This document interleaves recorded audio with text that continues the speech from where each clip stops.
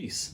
This is Dawood, and as I had said in an earlier video, I was going to post some videos of me reading excerpts from my book, Bedtime Stories for Musicians and Other People. This is the first one. This is a story called Chops. Be careful who you challenge. One night, a jam session began at a jazz club. Musicians of all levels and all stations of popularity attended the jam session. Some of them were older, seasoned musicians whose reputation and skills were established. On this night, two respected elders in the jazz community, pianist Ben Westman and flugelhorn player Rodney Powers, were there. However, most of the musicians that frequented this jam session were young ones, just trying to learn something, sharpen their skills, enjoy themselves, and hone their reputations. But occasionally, there were arrogant egomaniacs who just had to start some crap. The jam session started. The musicians explored the nuances of the jazz standards that were being played. For the first 3 songs, Ben played piano. Then he sat out to let somebody else have a chance to play. After a while, Rodney and a saxophone player were joined by a woman on piano, a bassist, and a drummer. Someone called In Walked Bud. It's important to understand that Rodney didn't play flashy. His style was very different from everybody else's. His were slow, measured melodies that explored the beauty of each note. This was how he played, and the people on the scene accepted it. The saxophonist who played with him, on the other hand, was nothing but flash. He had a chip on his shoulders the size of a college textbook. The contrast between Rodney and the hotshot became more and more pronounced.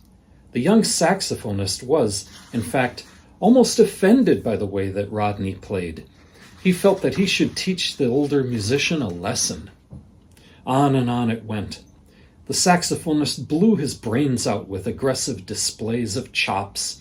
He plowed through every piece of knowledge and skill he possessed, quoting Bird, Train, Rollins, and even some free jazz things. Being a bit of a bebop purist, he used those things sparingly. Every note he played was shoved down Rodney's throat as if to say, "Is that all you got, old man?" For a while, Rodney ignored him and continued to play the way he usually did. He even played long-held notes over giant steps. But as they played Salt Peanuts, he decided he'd had enough. At the moment when the saxophonist improvised an impressive lick, Rodney stepped in and harmonized the exact same lick, a diatonic third higher than what the young man played. As the saxophonist looked at him with complete surprise, Rodney started to completely annihilate him with an overwhelming display of bebop soloing. In that moment, his display of chops alone was vastly superior to what the saxophonist had been boastfully displaying.